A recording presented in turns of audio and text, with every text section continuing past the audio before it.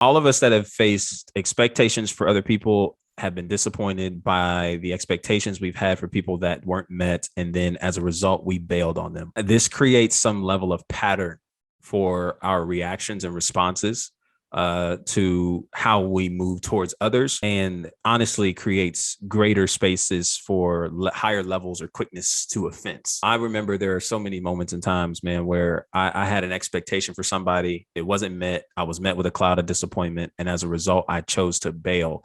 And it was just a reactionary response. It wasn't something that I wanted to get understanding on. It was really emotional. What's so interesting is that we have a tendency to set misplaced expectations on people, situations, scenarios, events that haven't been proven to us that such an expectation should be set. And then this gives way for us to face frustration and then be upset at not just that person, but then take it in and try to spread it and play a guilty by association fallacy. Well, if this girl did this and she disappointed me on that expectation, then all girls are hoes and I could care less. All dudes ain't ish because this one dude that I messed with wasn't it and played me and did me dirty, right?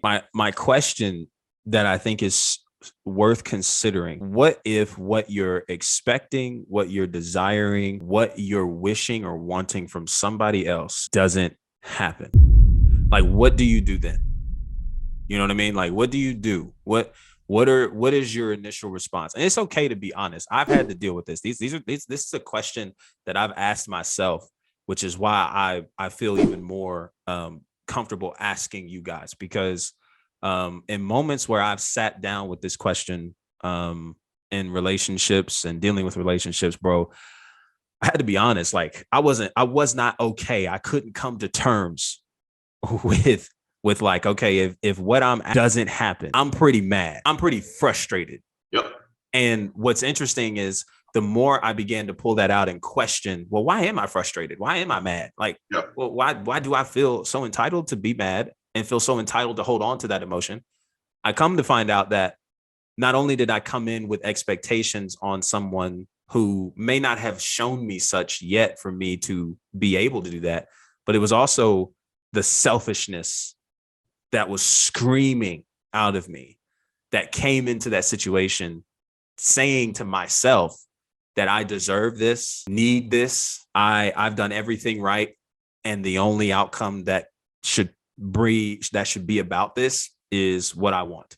Because what I want is what I deserve, and can't nobody tell me different. That is a dangerous place to be. And I think the reason why, again, upon asking that question to you guys, is because I want you to reflect on those pains that you experienced in those disappointments, in those unmet expectations, and even the emotions that led you to bail, because that is the result, a lot of the times, that is the result of not the individual who let you down, but the expectations you set on that individual who you allowed to let you down. Absolutely. Because they weren't qualified to meet the expectations you set. And it wasn't even, maybe it's not even that they weren't qualified. You just misplaced them.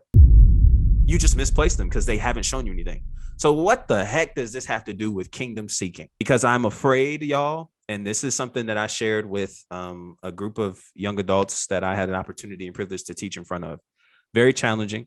But this, I am afraid that there are so many people who are expecting Jesus to do their will instead of seeking Christ for what he wants. Now, that's a huge thing, right? So, well, what does this mean? That means I can't really ask. So this whole deal of asking you shall get, asking you shall receive, seeking you shall find, knocking the door will be open unto you. So I'm just supposed to not pray and ask God for things. How does this work? No, what we're saying, however, the challenge doesn't come in what you're requesting. The challenge comes in whether or not you're okay with if you receive what you're requesting or not. There's a danger, and there's been a great hindrance. And I will just speak to the American church, because this is something that I thought about this morning. It's so crazy because a conversation with a good friend of mine, we've been going back and forth on some thoughts over the last couple of weeks, and she asked a really good question. And so I was like, hey, yo, we got to sit on this. And it was actually centered around praise reports. Hey, like I can fully get behind somebody who has an amazing praise report for something God did in their life, because God still works miracles. And I know people who may be dealing with something eerie similarly to what that individual is doing. And it seems like God is moving slower over here than he did there. So like, how do we reconcile that? Did they pray something different? Was there a hack? Was there anything? And outside of the original answer I gave, I thought there were multiple perspectives to give. This is something that I recently said in circling back to that. I said, I think we have to stop preaching to people that your earthly deliverance is what is always guaranteed or needed. I do. I think we have to stop telling people that God is going to do something for you earthly, because I'm afraid that is not ever. If we read the scriptures, can God do that? Absolutely. Are there many opportunities and spaces in scripture where God has performed a miracle earthly and people benefited from the healing, from the restoration? Yes, Jesus healed. God performed things. God rescued individuals. Yes, 1000%. And let's check out the 3 Hebrew boys. They were in the fiery furnace, and this is their response, which I think is so amazing. And this is what will hopefully make all this make sense. So if I go to Daniel chapter 3, I'm going to read these few verses. Verse 14. You might be familiar with the story. These 3 Hebrew boys are now tied up. They're about to be thrown in the fiery furnace because they refuse to worship King Nebuchadnezzar and his gods. Okay. So this is verse 14, as they're brought before the king.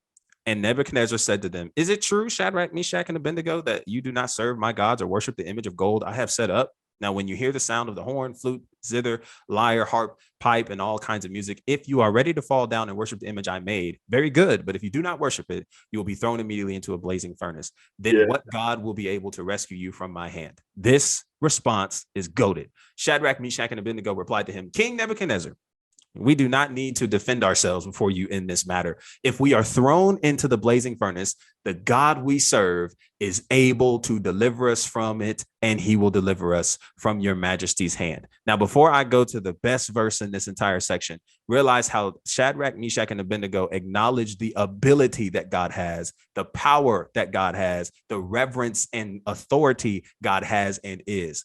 That if we are thrown into this blazing furnace, the God we serve is able to deliver us from it, and he will deliver us from your majesty's hand. They have complete faith that God's able to do it, and they reverence God being greater than the idol that King Nebuchadnezzar is demanding them to worship. Here comes the goated verse.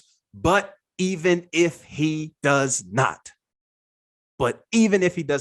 we want you to know, your majesty, that we will not serve your gods or worship the image of gold you have set up. He gets furious. He throws them in. We read the rest of the story. I thought I threw in 3, but now I see 4. What the heck is going on? And we see the rest of the story. Here is the conclusion of the matter.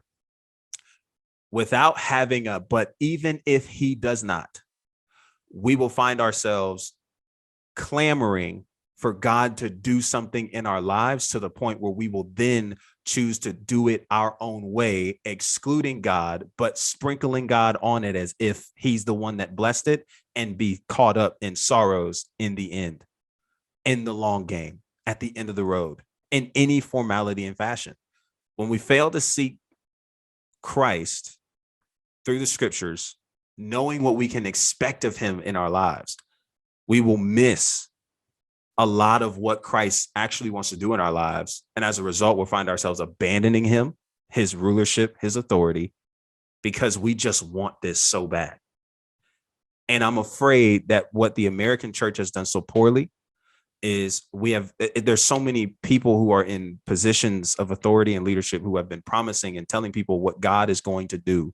Like, everybody's got the greatest season coming in front of them. Everybody has the biggest calling. Everybody has the biggest purpose. Everybody has the biggest this and the biggest that. And then when it doesn't happen, people turn away from the church, turn away from God, because the pastor said that this was going to be it, and now it didn't happen. So I'm pretty frustrated that it didn't happen. I tithed. I gave the biggest amount of money I've ever given to a church, and now nothing has happened. So how do I go from here? And then you got people walking around more willing to be atheists and declining and going away from God. So what I'm saying, man, is I think our expectations of Jesus need to come from the scriptures, and it's not about always getting what we want. If you carry a mindset of, I want this, God, you know, I want this. I want this relationship. I like this girl. I can see a marriage with her. I like this job. I can see myself working here and building a life off of it. I really want this house. I really want this property. I really, not even material things, God, I really want to be healed from this terminal illness that's on my life because I don't enjoy being in hospitals and checking in and out. But even if you don't, God, you're still good. You're still righteous. You're still faithful. You're still the God of the universe. And I think what we're missing is that God really wants we miss the intimacy because we're just so focused on what we know God has the ability to give us. We miss the intimacy, and that's really what he's after. Hey, listen, if you stuck to the end of this from the bottom of my heart, thank you oh so much. If you want to hear more of these kinds of conversations in this format, please check the description below. There you will find a link to sign up for a Maverick membership. This is where the Truth Project sessions go down every Thursday night, 7 p.m. Central Time, where you can be a part of conversations just like the one I shared in this video. Your worldview is welcome, no matter what worldview you come from, and we're all there pursuing one goal: truth. Check the link in the description, sign up, 3 days for free. After that, it's $9.99 a month, but you'll get your money's worth and then some. I'll see you over there, and until next time, be easy and be breezy, my friend. Peace.